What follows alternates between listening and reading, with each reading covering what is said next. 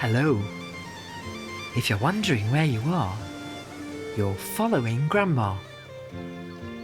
I'm sitting by the window in my cottage in north-east Scotland. As I look out over the North Sea, I'm glad I'm safe inside. Today is a wild day.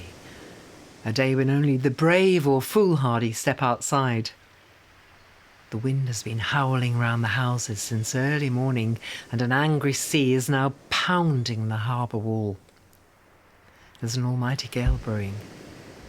I pity any sailors who haven't reached the safety of a port in this storm, and I hope there's no rescue call-out for the Arbroath lifeboat tonight. I come from a seafaring family. My grandfathers and my uncles were trawler skippers and sailed out of Fleetwood on the west coast of England. From an early age I knew about the dangers of the sea. 2 of my uncles were drowned on fishing trips, and I grew up with a healthy respect for the ocean.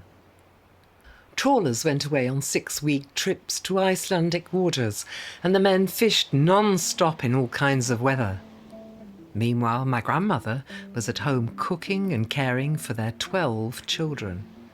She'd have a huge black cauldron of soup simmering on the cast iron range, and even when I was a child, I remember if you were hungry, you were given a bowl of her homemade soup and a slice of crusty bread. It was a hard life, and before the days of mobile phones, once sailors had left safe harbour, there was no contact. When the weather was bad, my grandmother must have had many sleepless nights. If the worst happened, how would she and the children manage?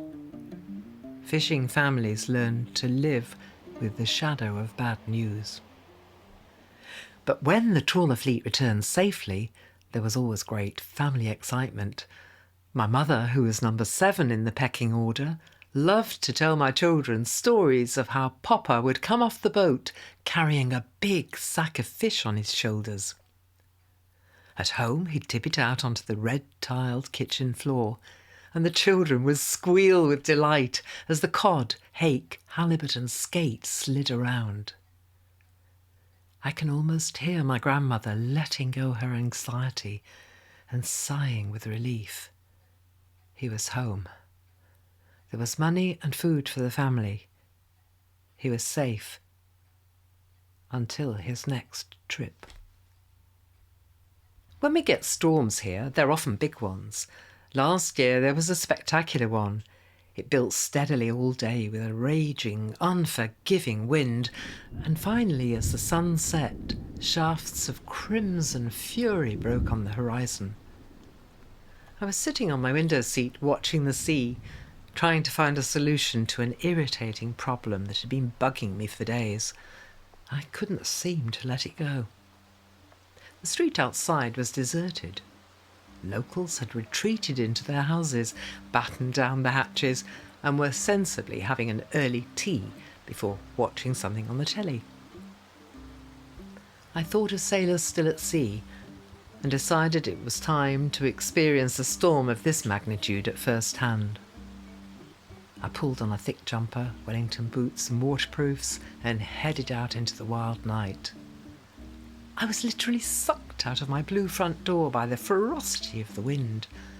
I battled along old shore head cottages. I turned left along the cobbled quayside, avoiding the lobster pots piled high for the winter and keeping an eye out for loose flapping ropes. Yachts tethered to marina pontoons bucked and kicked like young colts, the percussive clink of their masts barely audible above the shrieks of the wind. This was some storm.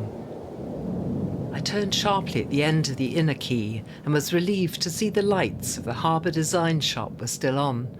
I loved this place and enjoyed getting my fix of designer Scottish goodies. Tonight it really was a port in a storm. I fought my way in and like a bedraggled water spaniel shook the rain off.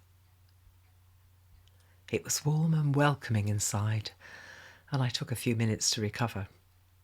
A young man, perched on a tall ladder in the corner, was hanging baubles and trinkets on a Christmas tree.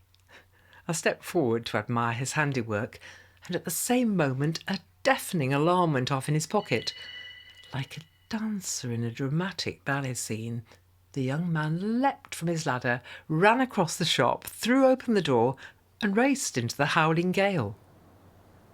From outside, the noise of a klaxon had taken over and ripped through my eardrums. I stood open-mouthed, staring at the black, noisy hole into which the man had vanished. Curiosity overcame me, and I moved apprehensively towards the open door. There was no sign of the young man.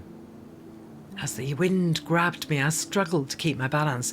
The klaxon was still screaming above the noise of the storm, and now strobes of light were sweeping over the quayside, illuminating the masts on the yachts.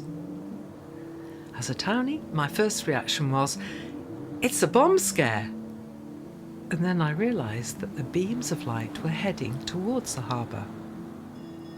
Local vans, cars, hatchbacks, four-wheel drives screeched into the car park. Men leapt out and raced towards the source of the noise, the lifeboat station.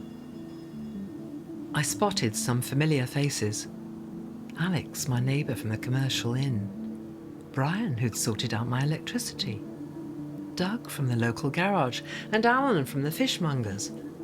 Others I'd seen shopping on the high street with their wives and children. Most wore jeans or work clothes. Many, like the young man on the ladder, were without a coat. They had literally stopped whatever they were doing and responded. They were the Arbroath lifeboat crew, and this was an SOS rescue call. A vessel was in distress at sea.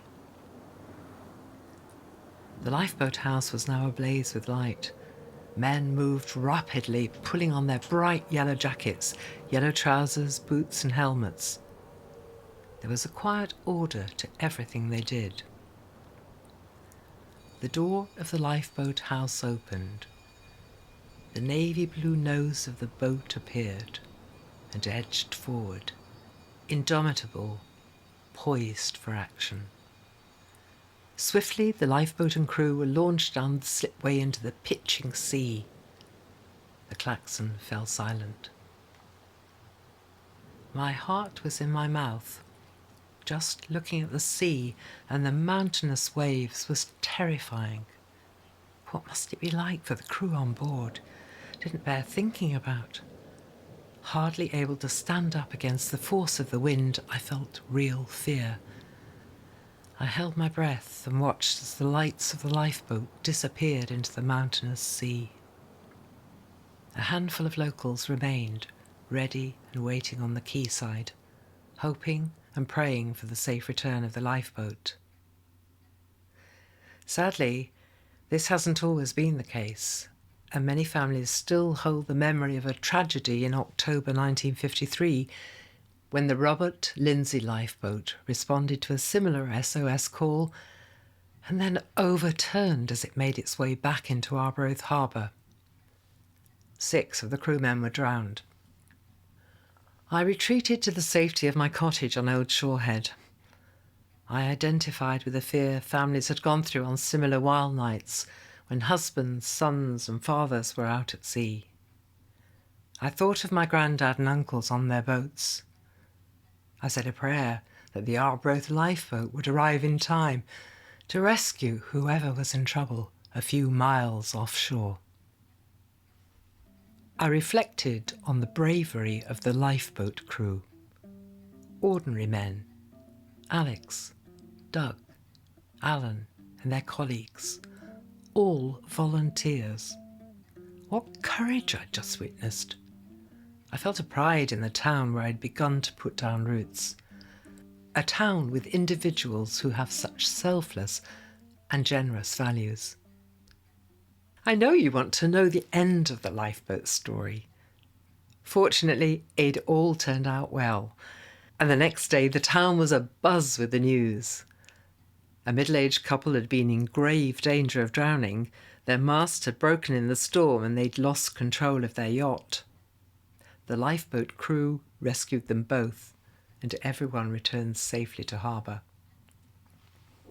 The values of the RNLI are ones which can never be overestimated. It doesn't matter whether it's a big sea rescue or a smaller one involving a family pet.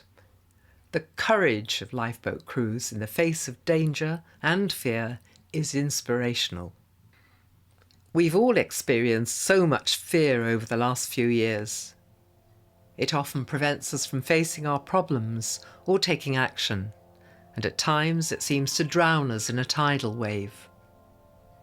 Watching the steady, calm launch of the lifeboat was a reminder to me that in the face of fear, we too need to be prepared, steady and calm.